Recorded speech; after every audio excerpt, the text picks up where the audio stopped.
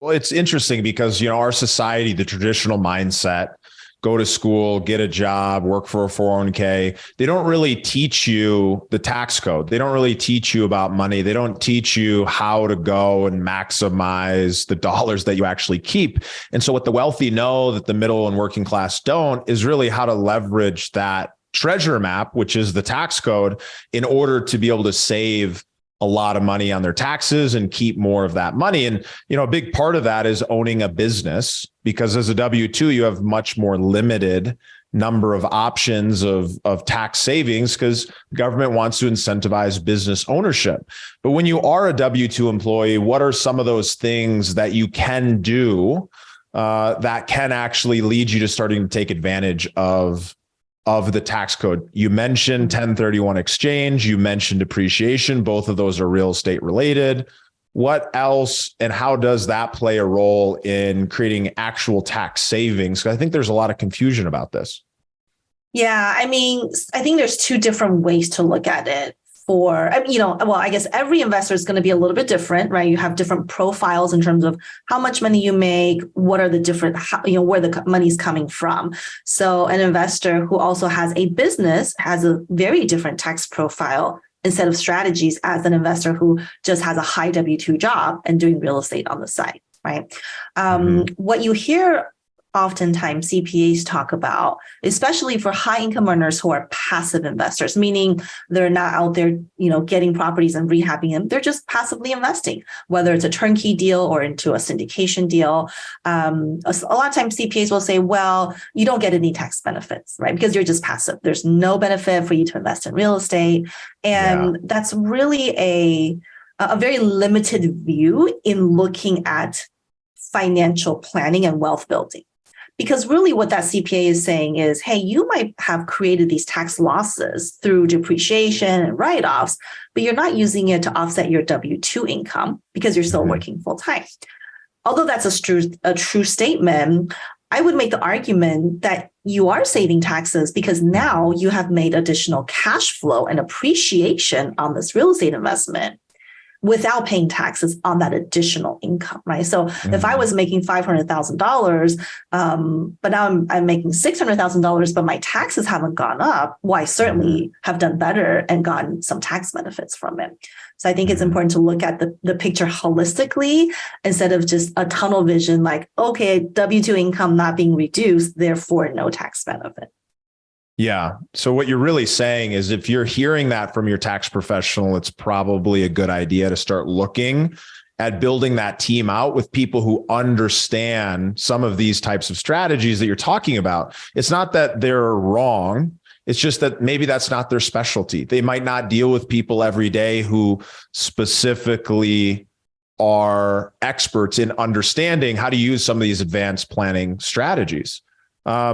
So when somebody's looking to build their team and they're looking for a great CPA, I've got a lot of great questions that I usually ask. I'd love to hear, what do you think are some of the things that people should bring up when they're talking to a CPA to understand if they are a good fit for helping them, navigate this treasure map of the IRS has laid out for us? Yeah, you always want to have a CPA who is well-versed in your industry. So whatever your industry may be, for today, we're talking about real estate investors, right? And so to find a CPA that works with real estate investors, you just want to make sure you ask the right questions. The common question people ask is, do you work with real estate investors?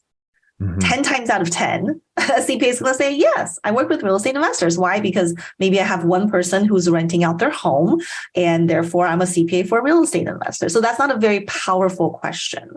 I think a really good question to ask a CPA is, what are your successful investor clients doing in real estate right now? And what are some strategies that you're working with them on?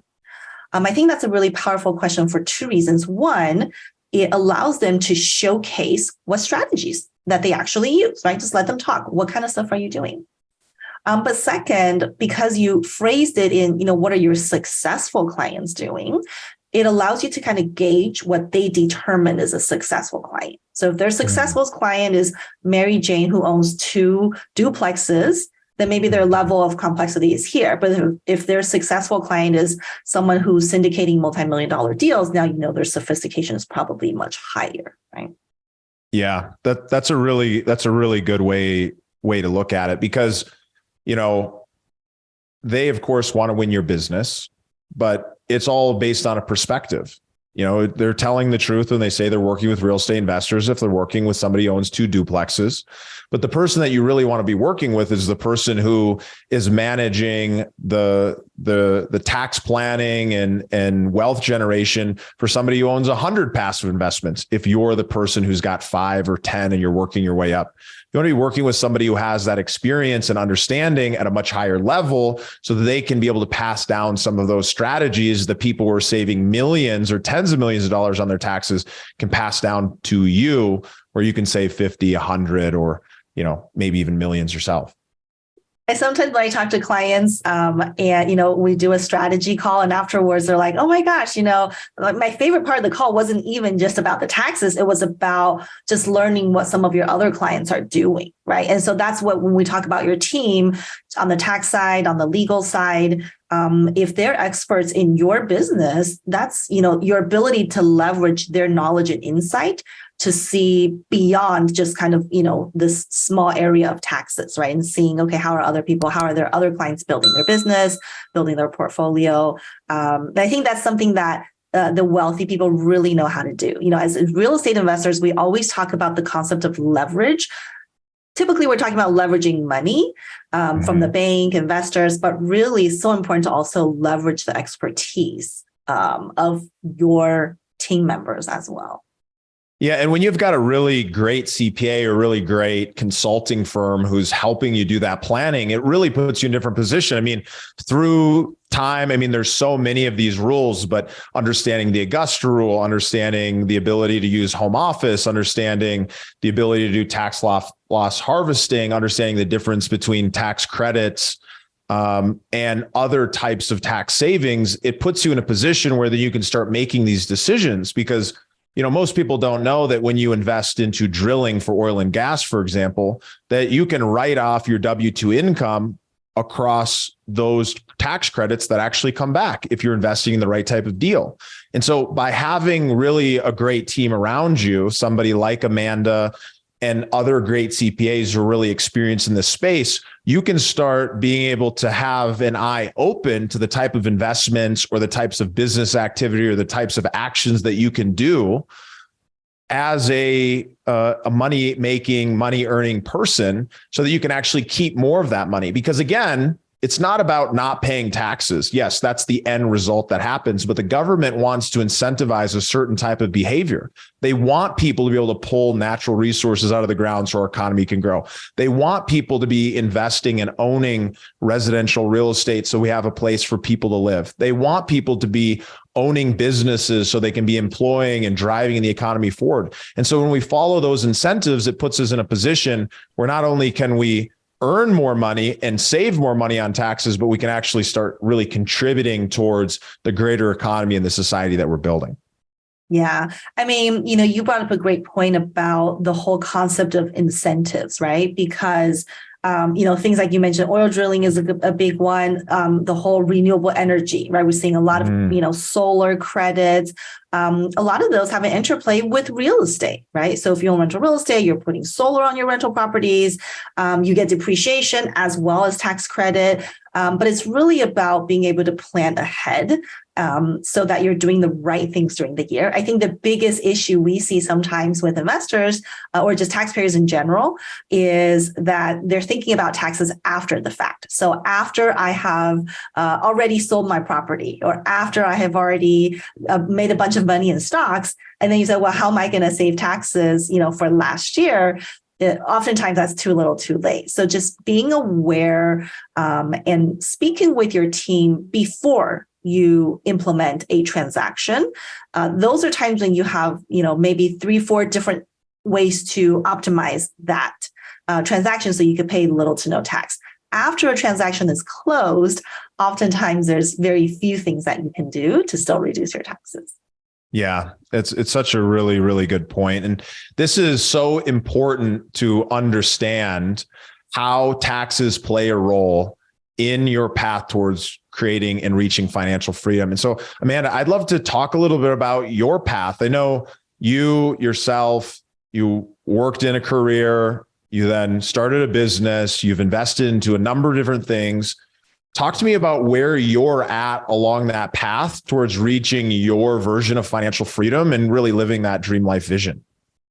Yeah, it's funny because, we were chatting just before the show about, where I feel like I am on the financial freedom path. And for me, I think the moment that I really felt like I've reached it was I was talking to a friend of mine, actually a girlfriend that I've known since elementary school. And she said, she works in private equity. And she said, yeah, I think I'm going to, here's my plan to kind of stop working in 2 years. And then she said, well, why don't you stop working? Why, I feel like you probably could based on everything I know you're doing.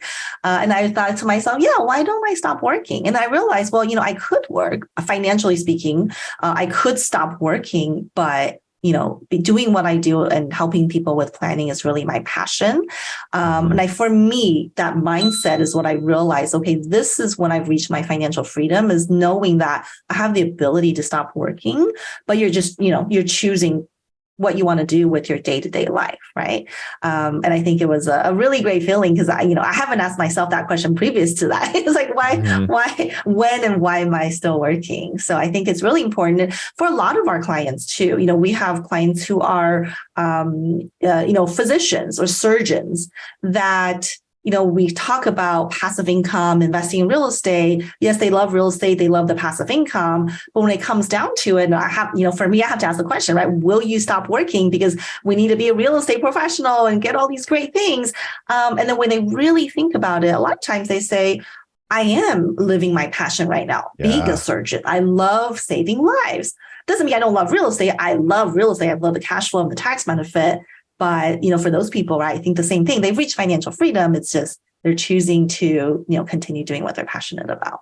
Yeah, this is one of the biggest misconceptions, I think, that you're pointing out about financial freedom is this thought that, oh, well, you're only financially free when you stop working. But what it really comes down to is when you sit down and you map out what your dream life looks like, what it looks like today, what it looks like in 5 years, 10 years, 20 years, the timeline doesn't matter. But what's more important is understanding what is that progression of the life that you want to live, whether it is you're retiring so you can spend more time with your kids and your family, whether you want to be coaching games, whether you want to be traveling, whether you want to be building a mission-based business like I'm building. And it sounds like you're very passionate about what you're doing as well. And when you find something that you love and you're passionate about and you get so much fulfillment out of it, other than just the money piece of it, it's interesting. It's kind of funny. The money just continues to come and flow.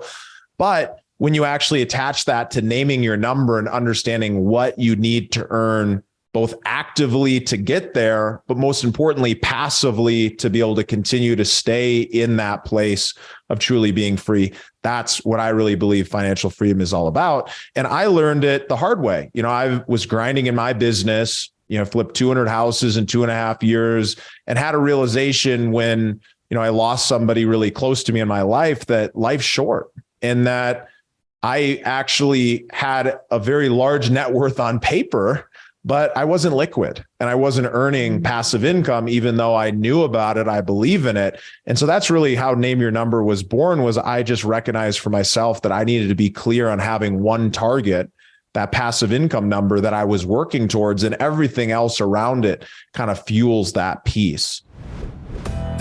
Thank you for listening to the Investor Mindset Podcast. If you like what you heard, make sure to rate, review, subscribe, and share it with a friend. Head over to theinvestormindset.com to join the Insider Club, where we share tools and strategies from the top investors and entrepreneurs on how to take it to the next level.